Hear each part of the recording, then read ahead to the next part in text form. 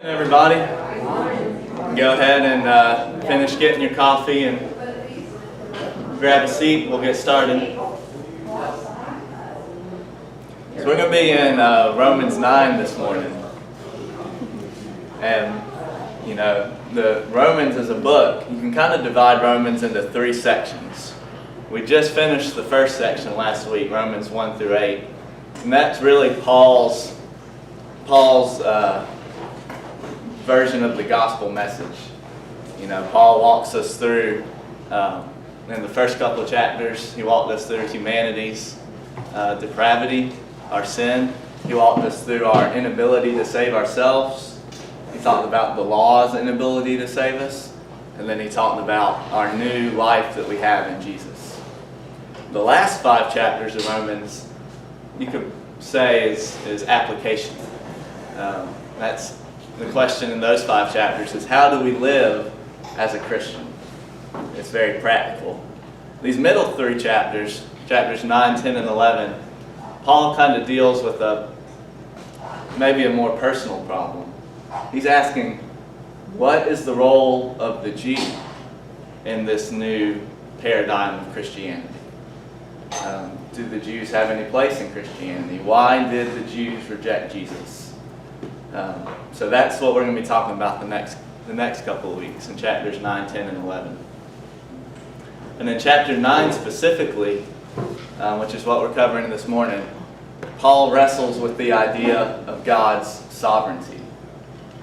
You know, sovereignty is one of those words that you don't hear very much.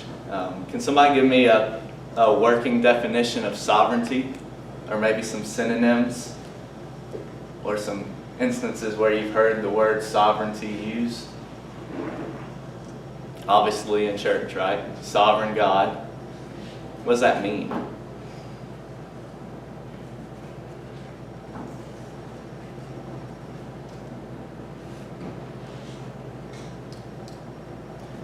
If you're sovereign, do you have a boss? Do you have somebody that you have to answer to? No. You're kind of your own authority, right?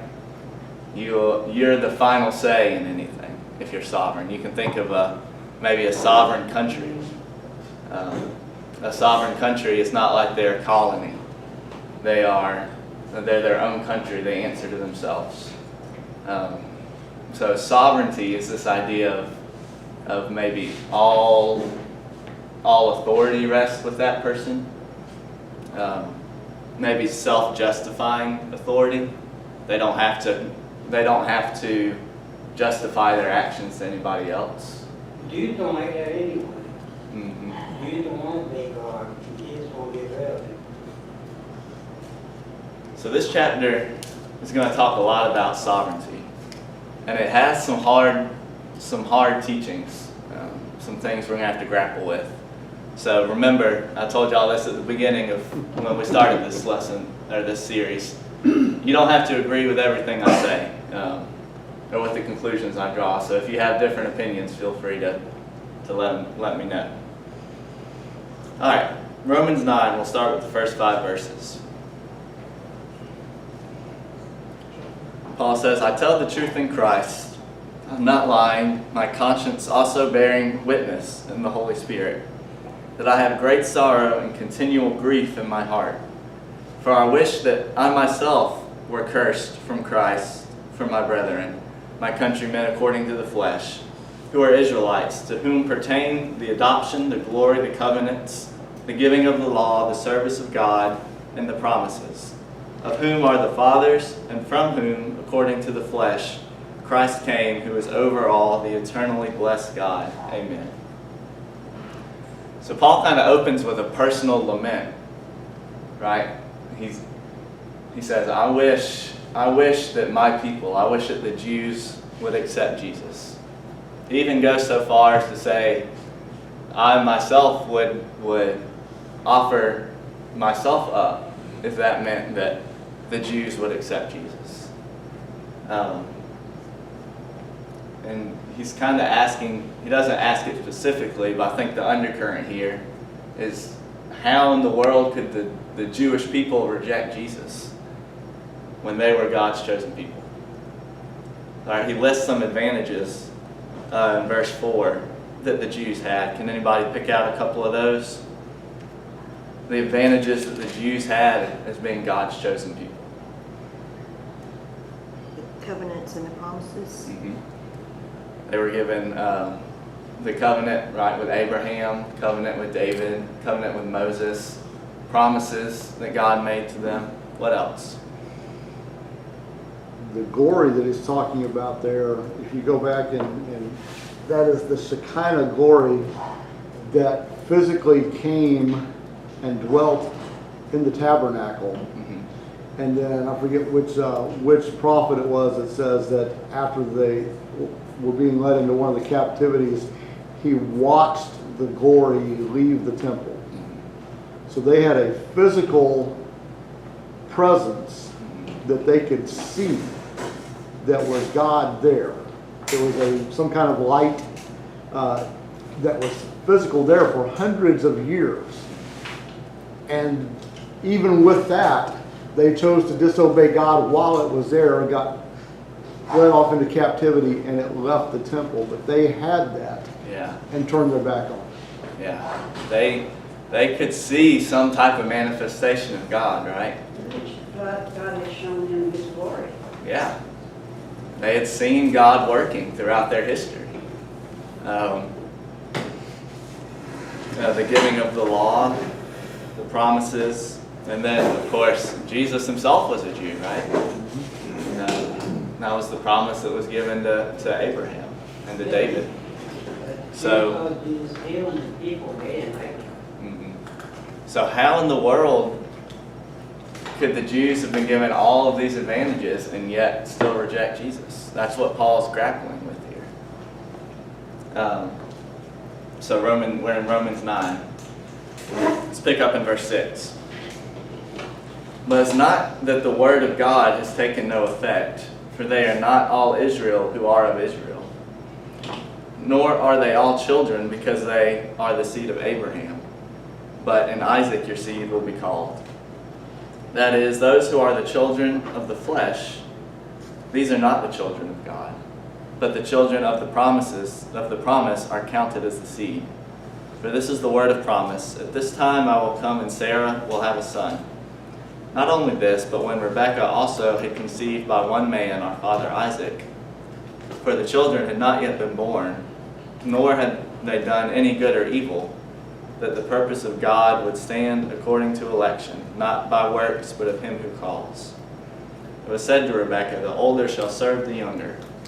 As it is written, Jacob I have loved, but Esau I have hated. So Paul opens up with this kind of enigmatic statement, right? Where he says, they are not all Israel who are of Israel. What does that mean? They're not all Israel who are of Israel.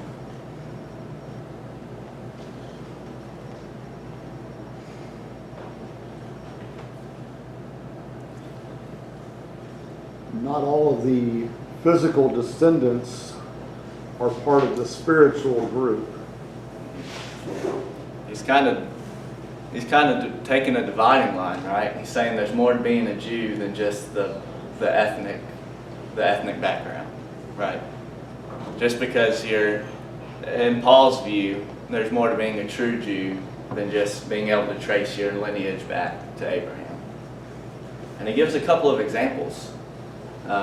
What's the first one he gives in verse 7?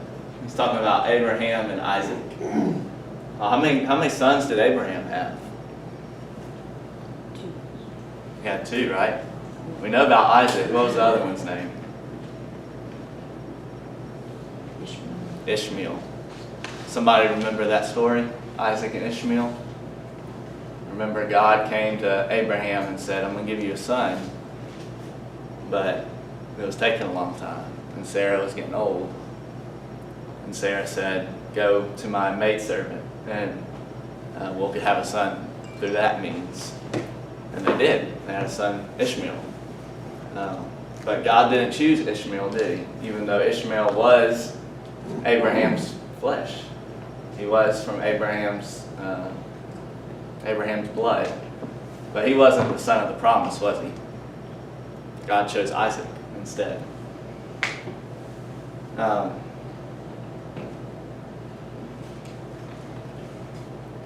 So we see here that God reserves the right to choose, right? That kind of goes back to that sovereignty that we talked about, where God has the right to do to choose who He wishes, and He really drives that home when He starts talking about Jacob and Esau, right? He does that in verse 10,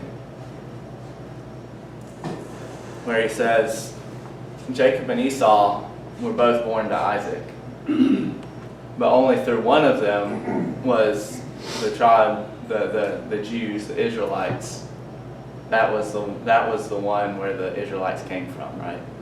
He chose one over the other. He chose Jacob. And why did He choose Jacob? I'm gonna try to bigger a step, yeah. It doesn't say, Yeah. because He wanted to. Or because He knew something we didn't know, but He didn't bother to explain it to us. Yeah, this is where it really starts getting into the weeds, right? Because with Ishmael, we're in Romans 9, around verse 6 through 13 right now. With Ishmael, you can kind of understand why God chose Isaac over Ishmael, right? Because Ishmael was kind of born out of doubt, right? He was born out of man not trusting God and man trying to figure out his own way. And so it makes sense that God would choose Isaac over Ishmael. But then we get to Jacob and Esau. They're twins. There's nothing that separates them in the womb, but God chose one over the other. What does it say in verse 11? It says, the kids hadn't been born, neither one of them had done something good or bad. So it's not like God was said, Esau had done something bad, so I'm not going to choose Esau. Esau hadn't been born. Esau couldn't do anything yet. But He still chose Jacob. Is that fair to Esau? Is it fair to Esau that Jacob was chosen over him for no reason? Might not be fair, but I wonder if there's the phrase there, not because of works. So the standard would have been the firstborn, which could kind of be considered the works. Right. And so this shows His sovereignty by going a different route, maybe? Yeah, that is an interesting point. The fact that usually the birthright's passed down to the firstborn, right? But here it was switched. God chose Jacob, and then Jacob. How did Jacob go about getting that birthright? He kind of tricked his brother, right? That's the story of the suit, which is also interesting.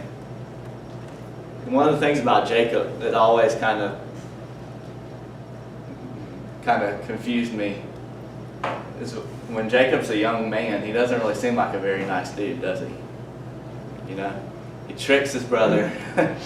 He tricks his father. He lies to his dying father to get the birthright from his brother. And this is the guy that God chose. If God was choosing by works, it doesn't seem like He'd choose Jacob, would He? Well, going back to the question of fairness, our sense of fairness is based on very limited knowledge, our own personal experience, our own personal sense of what's right and wrong, rather than God's perfect knowledge of all things, and, as we said earlier, His sovereignty. He chose Jacob because He's sovereign, because He wanted to, Yeah. not because we have any say in it. Yeah, that's an interesting point, that we like to think we have all the information. We like to think that we know everything, but there's a lot of things that we're ignorant of, right? So maybe there was something that God knew that we didn't know. It reminds me a little bit of God choosing Paul and Saul. Like he would be the last person that I would think Yeah. to choose to spread my kingdom, but yeah, it seems very unfair to me as a human for Jacob to get the blessing. And he's so deceitful for Right. a lot of his life. But yeah, I mean, there's just, it's like one of those things you just have to swallow and Yeah. trust that God knows more than I do. And all through the Old Testament, we see God making decisions about people to lead and do things that don't fit with the standard. David was the youngest of 6 or 8. So why would the youngest one be king in a family that shouldn't have been king to start with? And Saul shouldn't have been king to start with, really, before him. And so God, God always, and Gideon, Gideon said, why me? Moses said, why me? We're not the ones that you should be picking to do this, God. You're God. You should know I'm not the guy. Right. And God says, I'm God. I know you are the guy. Yeah. So again, human wisdom versus God's wisdom. God knows stuff we have no clue. And so, and you get that all the way through. This is not a one-time deal. This Yeah. is something that when you start looking, this has happened more than once. And I think Paul pulls that out, that idea, where he says at the end of verse 11, so that the purpose of God would stand not of works, but by him who calls. God calls, sometimes God does call the murderer or the weakling, just so it's abundantly clear that it's not the human that's doing it, right? It's God through the human that's doing it. So even though it says Esau had done nothing wrong, Esau wasn't a perfect character either. So they both had issues, and we don't know what God says. To David, I knew you in your womb before you were born. So even though they hadn't had a chance to do anything right or wrong, God knew who they were. And He's got a long purpose, the long game purpose in mind that we have no clue, because we're thinking in terms of today and tomorrow, or maybe 5 years from now, and He's thinking how's this going to play out 2,000 years from now. Yeah. And so His purpose is much higher, His knowledge is much higher. He tells us so. My ways are not your ways, my thoughts are not yours, and I've got a purpose that you can't grasp. Yeah. And Paul knows either he's also struggling, or he knows that the audience is going to struggle with this idea of unfairness, or God choosing one over the other for no reason. Because the very next, if we look in verse 14, he does the rhetorical question, right? Where he says, he kind of takes on the persona of a questioner. So he's going to ask the question and then he's going to answer it. He says, what will we say then? Is there unrighteousness with God? Unrighteousness because of the choosing one over the other is what he means, right? And then he says, certainly not. For God says to Moses, I will have mercy on whomever I will have mercy, and I will have compassion on whomever I will have compassion. So what in the world does fairness have to do with mercy? We're talking about the fairness or the justice of choosing one over the other. And Paul starts talking about mercy. It seems like there's no fairness in mercy when you think that none of us deserve mercy, and we get it. Like there is no fairness in our favor for that. Yeah. There And was. you see grace through mercy, Yeah, you do. That's how you're supposed to get it. If we all were given fairness, we would be judged and not get grace. Right. Well, another perfect example of the human sense of fairness goes all the way back to Cain and Abel. It wasn't fair that God accepted Abel's sacrifice and didn't accept Cain's. So Cain took matters in his own hand and killed his brother. That's how human fairness plays out. It's not, it's not fair that half of society has all the wealth, so the other half rises up and takes matters in their own hand, and you have revolution or civil war. It's the human sense of fairness has caused nothing but disaster throughout history. yeah, the concept of fair can get you in trouble, right? Because if we, like Ivy said, if we're given what's fair, if we were given justice, what would we receive? Judgment. So who in here has not heard from a child or been told or told their parent, that's not fair? So when our 5-year-old says it to us, we know that his concept of fairness versus what we know is right, his 5-year-old concept doesn't equal my adult concept. Well, we can grasp that, right? Right.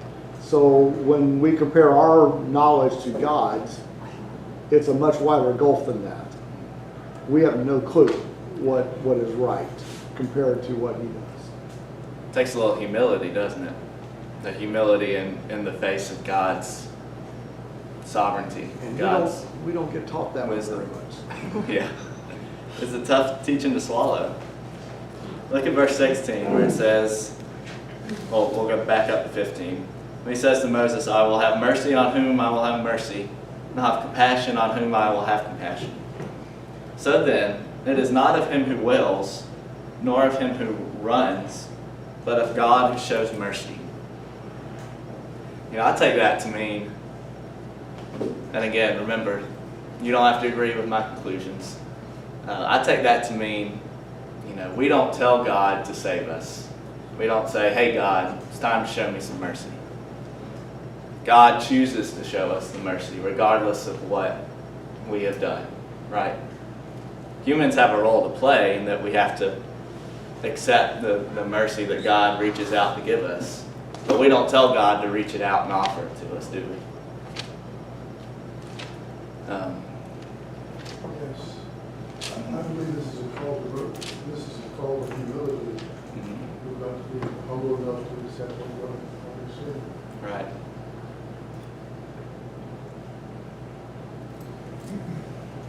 Any other thoughts on what he means there by verse 16?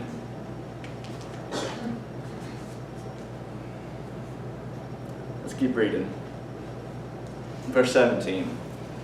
For the scripture says to Pharaoh, for this very purpose I have raised you up, that I may show my power in you, that my name may be declared in all the earth.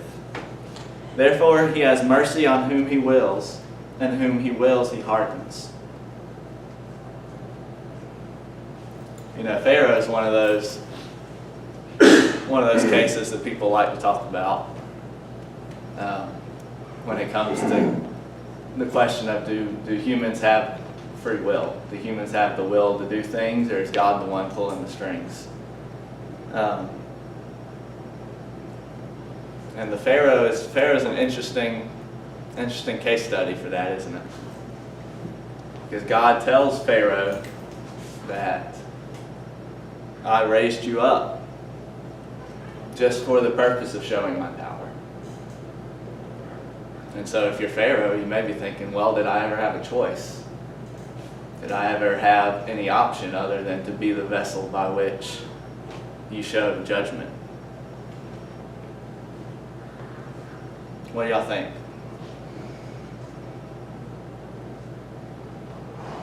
I thought Pharaoh loved the sunshine more than he loved God. But he didn't know God. Yeah, Pharaoh didn't know God, but he found out about God, didn't he? I think it's a question, you know, we've established earlier that God saves through his mercy, right? If humans are given what we deserve, we are just given justice, and that justice leads to death, right? Because we've sinned. When God saves, it's through his mercy that we don't deserve. So I guess the question is, to what extent is the choice made for us? To what extent do humans have the choice to choose, to have the option to choose that mercy?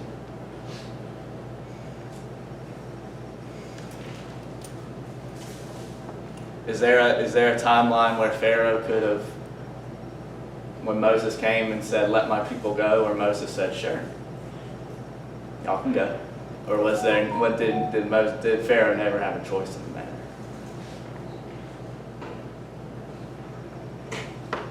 I can tell Chris has something to say. It's a tough one because there are, in that account in Exodus, there are times when it says Pharaoh hardened his own heart, and then there are times when God hardened Pharaoh's heart. So, and then it says here, God said, I raised you for this purpose so that I could show my glory and my strength. So it doesn't tell us clearly that Pharaoh did or did not have the choice. And that's tough to accept. If Pharaoh did not have a choice, that is tough to accept from our limited understanding of God. Does that mean Pharaoh gets judged the same way? We've already talked about the fact that the context of this book leads us to believe that people who had less understanding are going to be judged on a little bit of a sliding scale. They're not going to be judged as harshly as the ones who knew God and turned their back. Well, if God gave you no choice whatsoever, then as a loving God, it would stand to reason that he would not judge you as harshly. I still tend to believe Pharaoh probably had his options. He was introduced to who God was by 10 different plagues, and by and he knew the Israelites before that, even because he was Pharaoh and they were slaves. He knew what they had to offer. He knew who God was from their point of view, but then he was introduced to supernatural God through 10 different plagues. And his own counselor said, you need to change your mind on this. And he chose to not obey them or not listen to them. So I tend to think he had his choice, but if he didn't, then we still know that God is sovereign. Yeah. And God is wiser than we are, and God has a purpose that we don't. So at that point, what did God say to Job? Who are you to question me? And if you're going to question me, then let me question you first. And let me ask you about three or four chapters worth of questions here, and you answer them. And at the end of that, without any explanation, Job said, I'm out. I'm sorry. Yeah. Because I realize that I know nothing compared to you. Yeah, this concept of what choice we have is difficult, right? Because for Esau, the choice was made before he was born.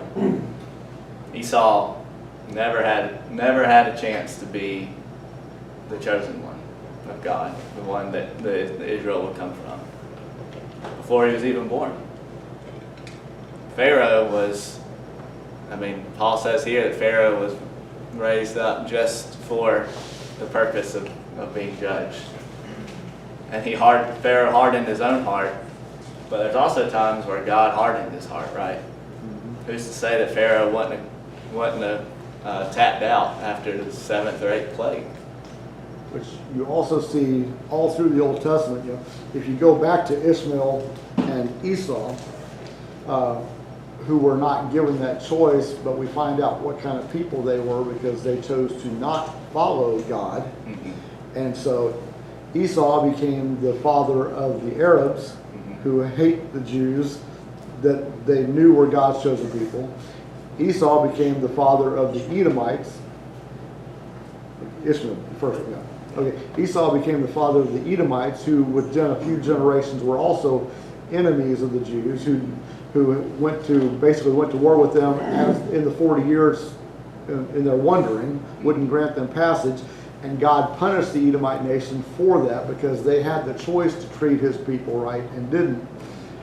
And it was their predecessor who started that. So there may have very well been something about those people that were not going to follow God. Of course, not that the Israelites were much better, but there was something that possibly something there already, and not a good, solid, easy answer to any of this. Yeah, that's why, like I said, this chapter has some hard teachings. I do wonder, with Ishmael and Esau. It's not like God set them up to have a good relationship with the Israelites, right? I mean, they're the spurned one. They're the one that God didn't choose. I could see how that would lead to some animosity. Ivy? I've never spent any time thinking about this, but I just skipped ahead and read in Genesis where Esau and Jacob reunite, and Esau is kind and forgiving, and they Yeah. kind of reconcile their relationship. And I just assumed that because he didn't get the birthright, that he was like judged forever, you know, like punished forever. But I've never thought, you know, maybe he wasn't judged as harshly, or he seemed like a kind. I mean, he has a descendant. You know, his descendants aren't on the right path, but there's humans involved in all of that. Oh, yeah. Now I'm like wondering what Yeah. all And- about that. And Ishmael and Isaac came together Yeah. to bury Right. Abraham. Right. So there wasn't enmity Mhm. always, Mhm. but there had been and there was again after. Yeah, verse 18 really kind of sums up this section where he says, "Therefore God has mercy on whom he wills, and on whom he wills he hardens." It goes back to that idea of sovereignty that we said this whole chapter's about, right? And Roger kind of touched on it as well. This idea that ultimately, whether we understand it or not, God is going to have mercy on who he wants to, and he's going to not have mercy on who he wants to. And that's one of those things I think that can be a real stumbling block. You know, we in this room have accepted it because we're Christians. This is one of the things that if you're going to be a Christian, you have to make your peace with. But if you're coming to somebody who doesn't have a background in Christianity and you're like, well, God chooses to harden some and chooses not to harden others, and it's really God's mercy. You know, he'll give mercy to some and not mercy to others. Can you see how that would be tricky? How that could be a stumbling block for some people? So look at verse 19. This is another rhetorical question. Paul's anticipating what the next objection is going to be. He says, "You will say to me then, why does he find fault? For who has resisted his will?" So he basically says, you know, if we translate this into 2022 language, Paul says, if God chooses not to give mercy to some people, if he chooses some people for unbelief, how can he hold that against them? Nobody can resist God's will. So if God chooses not to give mercy to somebody, is that their fault? Verse 20. "Indeed, O man, who are you to reply against God? Will the thing formed say to him who formed it, why have you made me like this? Does not the potter have power over the clay, from the same lump to make one vessel for honor and another for dishonor? What if God, wanting to show his wrath and to make his power known, endured with much long suffering the vessels of wrath prepared for destruction, that he might make known the riches of his glory on the vessels of mercy, which he had prepared beforehand for glory? Even us whom he called, not of the Jews only, but also of the Gentiles." So Paul doesn't answer the question, does he? Maybe it's an unanswerable question. Maybe it's one of those things that we just can't conceptualize, or that we won't understand. Well, if you want to accept the Lord's reply, and you can't go to heaven, that's the only way to get to heaven is by replying and by the Lord. Mhm. That's the only way to go that again. So God's asking you, are you going to believe or are you not going to believe? Yeah, that's definitely part of it, for sure. So he doesn't answer the question, but what he does do is he puts us in correct orientation to God, right? He says, who are you? Echoing Job, like Chris said earlier, who are you to question God? do we, the created, have any standing, have any right to tell the Creator that what he's doing is wrong? Is kind of I think the heart of the question that's being asked here. You can't say that. Only God says what's right and what's wrong. You know, it's really, it's the most ancient temptation, isn't it? To raise ourselves up to the level of God. That's what Eve wanted to do. And the serpent said, you won't die, you'll become like God. And Eve said, well, that sounds pretty good. Let me raise myself up to the level of God.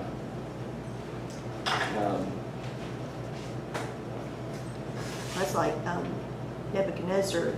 God used him and gave him power so he could punish the Jews but then Nebuchadnezzar started believing he was God, and so then God had to punish Nebuchadnezzar. Yeah. So the question you got to ask yourself, I think, is are you willing to accept the sovereignty of God? Are you willing to accept the fact that God may do some things that don't seem fair? That God will do things that we don't understand? Are you willing to accept that? Because that's part of the price of becoming a Christian, right? Paul makes this analogy to the potter and the clay. And I kind of get what he's going for, but I also don't really like his analogy. Because people aren't pots, right? A pot can't question its creator as to why you made me this way.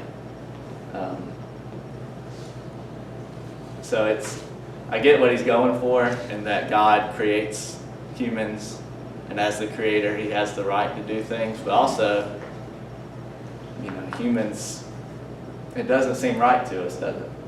That God would create somebody just for destruction, which is what the analogy says, right? I know y'all have some thoughts. Maybe they're jumbling around in your head. This is a tough section.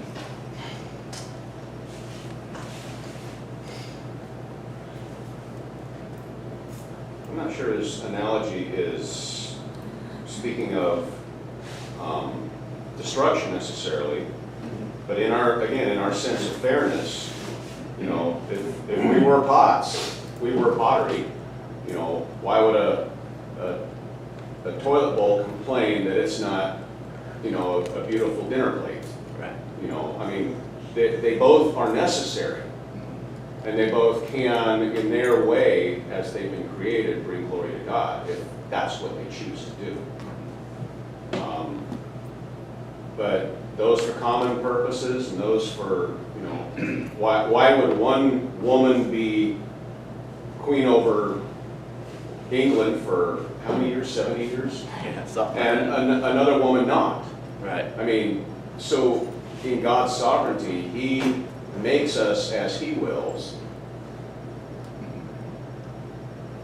It's our response as His creation then to look to our Creator and to give thanks. Yeah. But when we start reacting to our station in life through the lens of our sense of fairness, then it's right back to the garden, and surely God didn't intend for you to be this. You can, It can be more. yeah. I have to think that Paul was thinking about the story of Job when he was writing this. Because there's, like Chris said, there's so many, this is the central question that the book of Job deals with, right? Is it because Job was a righteous man, he did the right thing, and then all of a sudden all these awful things started happening to him? He said, it's not fair. Give me a chance to make my case to God, is what he keeps saying, right? Give me a chance to talk to God. I can lay out my case for why I don't deserve any of this. And then at the end, when God comes, he lays out he asks all the questions of Job. Where were you when I laid the foundation of the earth, when I set the stars in the sky? He talks about all the things he's created. And what does Job say at the end of it? basically he says, you're right, my bad.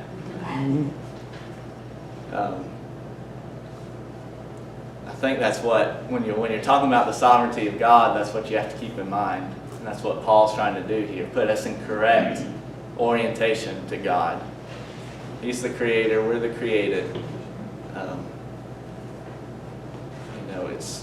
It's a hard pill to swallow sometimes, but we have to accept what we've been given. Any other thoughts about that little section there? If you, Yes. go ahead. My Bible has a footnote that I think sums it up pretty good. Okay. It says, "So no one has authority to question the ways of God." Yeah. That sums it up.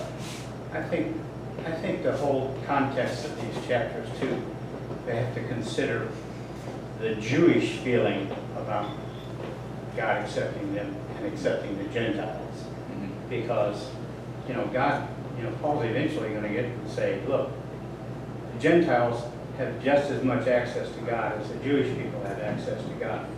And you need to remember that because God's the creator. And several times over the next 2 or 3 chapters, he's going to kind of say something.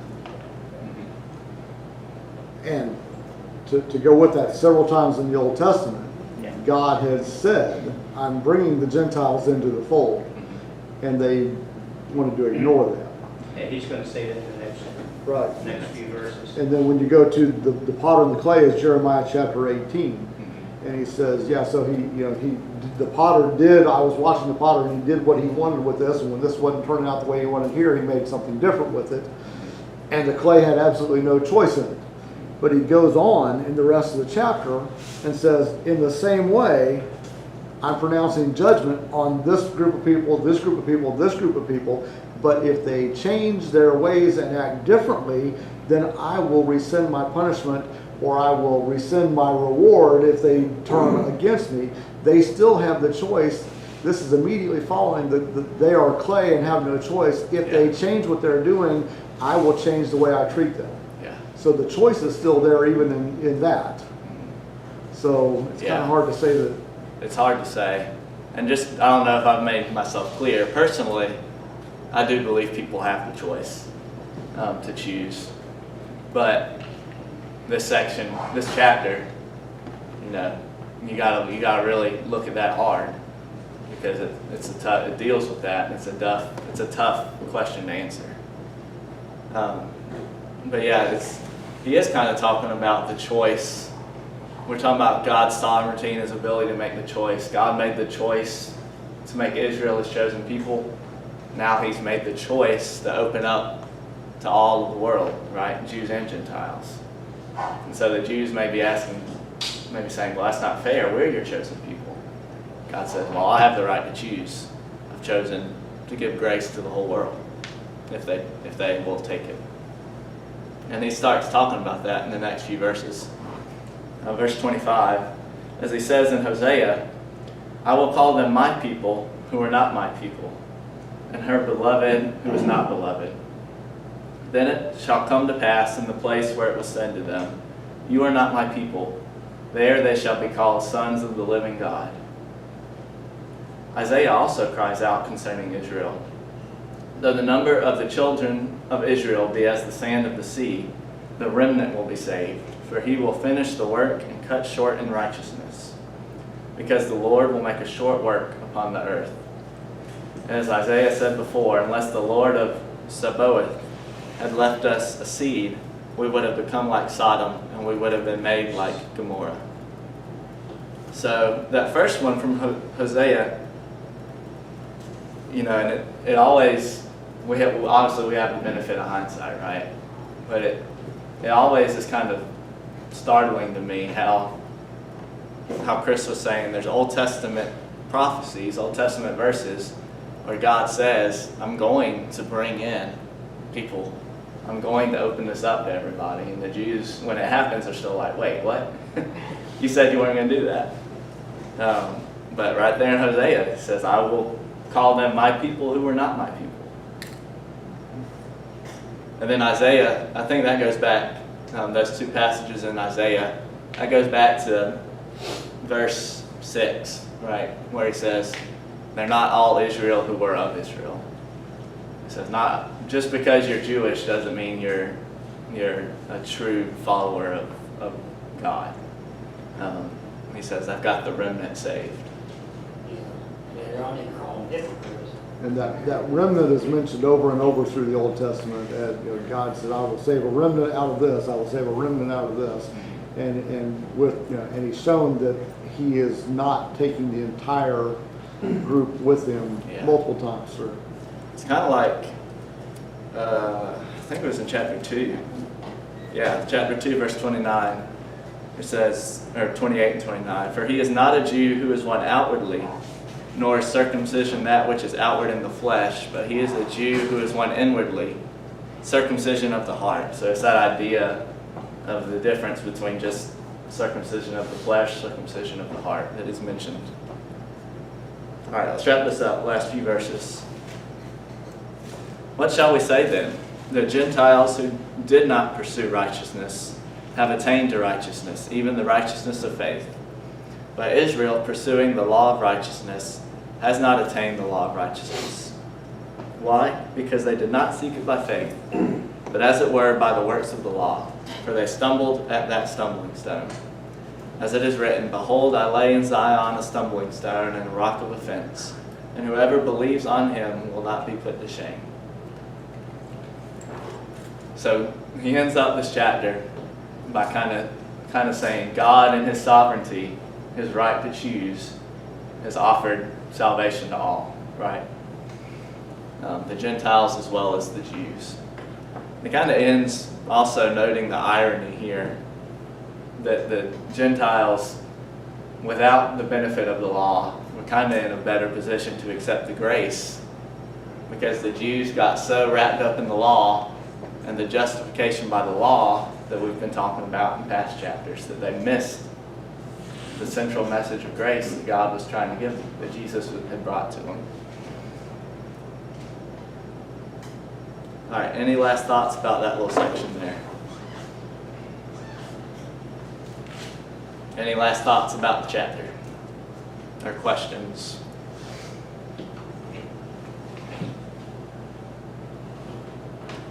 All right, next week, Chris will pick it up. Thank y'all for your